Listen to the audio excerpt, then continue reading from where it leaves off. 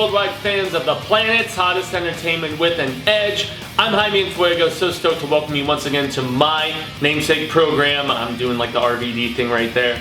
Enfuegotainment! That's right, you can just call me Fuego for short, and I am back with another Fresca Fuego review. One that I was stoked to actually get the chance to see early. There was a screening for the new Danny Boyle film, one that I was quite intrigued by based on premise. Very curious about what the finished product was actually going to be, especially if it was going to be like of any worthwhile quality or just a little on the hammy and hokey side. That's right, yesterday, and Danny Boyle, one of my favorite directors, legit. I mean, the fact that the same guy could do something like Trainspotting and do something like 28 Days Later, but then do stuff like 127 Hours and Slumdog Millionaire, and I mean, and Sunshine. I mean, the dude he's all over the place. He was even supposed to be directing Bond 25 at one point, and then he decided to peace out. Wasn't down for that project, apparently. And so, yes, I honestly had decently high hopes for this, especially, Hamish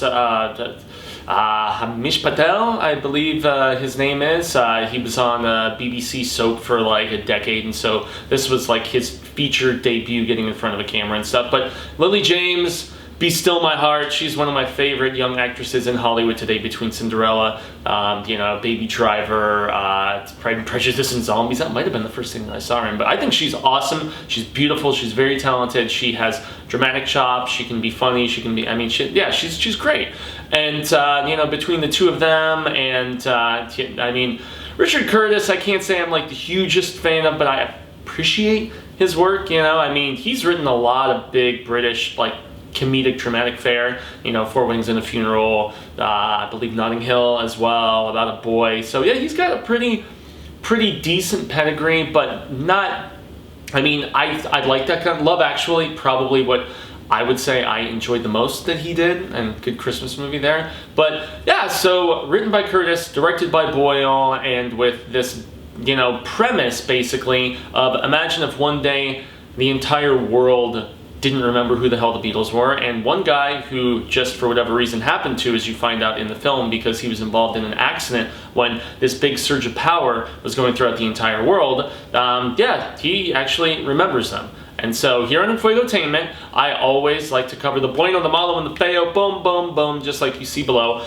And the bueno is the fact that I walked around when I was in recording school saying that the most overrated band of all time was the Beatles, followed very closely by Nirvana. I loved incurring the ire of people and pissing them off. However, I took a rock history and culture class back in college as well, those same courses and whatnot. And I must say, I gained an appreciation. We went through all of their albums, release by release, and then we talked about how they advanced recording techniques and, fashion and style and different things like that. But at the end of the day, the finished package, especially when I dove deeper into some of their stuff, I was like, okay, I don't love the Beatles as some do. I will always be a, Sabbath, Floyd, Zeppelin guy, and to a lesser degree like the Animals and Moody Blues, and I mean, The Who and stuff like that. But I appreciate the Beatles and how much they represented. I mean, at the end of the day, if jump to the other side of the pond and CCR and the Doors and things like that as well. So, but the Beatles, I really appreciate what they meant to just rock music in the grand scheme of things. And so, I like the use of their music here. I really, truly do. I will say that as far as a film incorporating tons of Beatles music into it, Across the Universe blows this out of the water, but this is still, it's a fun premise that has some genuine laughs, some legit charm from our star, at least for a while, until I'd say about halfway through the second, and then as we segue into the third act, because he goes around and he starts playing all these Beatles songs and representing them as being his own, and of course his fame starts to skyrocket, and, he has a very funny sidekick, this dude Rocky, who is an old musician slash roadie buddy of his who becomes his roadie as his roadie slash assistant, I guess, as his star starts to rise. And it's just fun, and I like some of the humor that we find out, especially as we realize other things that relate to the Beatles and others that totally don't, that were also forgotten within this surge. It's funny when our lead Patel is going through all of all of the internet stuff, he's like searching the Beatles, and it just keeps bringing up Wikipedia of actual Beatles spelled with 2 E's, and he's just freaking out. He's looking through his records, he can't find anything. And then he's just like, wait a minute, Oasis. And there's no Oasis either, and he's like, oh, figures. So, I mean, there is some pretty funny humor in this, I gotta say, you know. And, you know, when Sidekick Homie is like, man, if I had a lass like that around, I'd be, you know, twice a day, you know, just ravaging her like a lion or something. I mean, there's some amusing dialogue. You also have Ed Sheeran. Don't like Ed Sheeran. I'm in love with your body. I'm not in love with your personality or anything about who you are beyond your physical looks and whatnot. I know some people like him, but I give the guy credit that he was he allowed himself to be self-deprecating in this, and he allowed himself to be made fun of, I guess, is a little bit better. Like when you find out at one point in time in the song that his ringtone is his "I'm in love with your body," I laughed profusely. So very funny. And also Danny Boyle makes a really beautiful looking film. So there's some solid humor, and it's well directed. I mean, some of the sweeping shots as we recreate certain big Beatles moments, like, you know, being chased by fans and also playing a concert on the rooftop and some stuff like that. And I also love his use of text and like just the swooping across as we're going to different places, visiting iconic spots like, you know, the Strawberry Field, going back to Liverpool and going on this little tour as the dude's trying to find inspiration, because it's actually amusingly written in the fact that he can't remember all the Beatles songs and he has no point of reference to cross-examine and double-check. And so, yeah, him trying to remember the songs, there's some really funny scenes as he's attempting to work them out and whatnot. And it's also really funny in the fact that this guy, before his accident and he starts playing the Beatles songs, everybody starts to love him, his original songs suck. And yeah, I want the summer song or whatever the hell. That's probably, I'll double down on that with the ugly. But yeah, so there's some legit humor. It's very well shot because it's Danny Boyle. You know he's going to make a great looking movie. And the use of Beatles music is endearing, even if it is just big hits. They don't go into as many deeper cuts as Across the Universe did either, and I feel like Across the Universe, and I can't help but compare them to, because Across the Universe used the songs to propel the narrative so much better, 100 times better than this movie actually did. Boy, I feel like I'm just recommending everybody go watch Across the Universe at this point. So, at that rate, let's segue into the MALO. Let's segue into the bad. The movie is very predictable. The third act especially. It's almost like a Boy Who Cried Wolf situation, and you're waiting for something to happen, and I can't necessarily say the payoff was quite what I thought was justified and deserved. There's also very poor chemistry between James and Patel. I didn't buy into much of it. I didn't really feel their love and their passion the way that I think that you were supposed to, and it's probably because of the fact that they were like brother and sister forever, you know, and she's his manager in this, and it's always kind of been that arrangement, and so maybe that was how it was supposed to be, that weird one-sided chemistry, but I didn't really buy into her longing that much, and him suddenly feeling it as well after she, I'm not here to spoil things obviously, but, and also the fact that it was such broad strokes, you know, with the song selection and stuff. I don't know. At the end of the day, it was very hokey and hammy and sappy, and you know, especially in the third act. The third act is where this movie loses me. Kate McKinnon is in it, and my lady that I saw it with, she was just loving her. I personally felt that she was out of place, almost to a degree that she was out of place in Ghostbusters, where I felt like, you know, the rest of the cast was in one movie and Kate McKinnon's in another movie. And McKinnon, she has some funny zings here and there, but she just didn't do it for me in this particular role. It also didn't really go after the dark, just scheming underbelly of the music business the way that I felt that they could have, and they hinted that they might at a few particular points. I feel like the movie was very soft with that approach and didn't go for it. But then again, let's remember, this is a PG-13 film.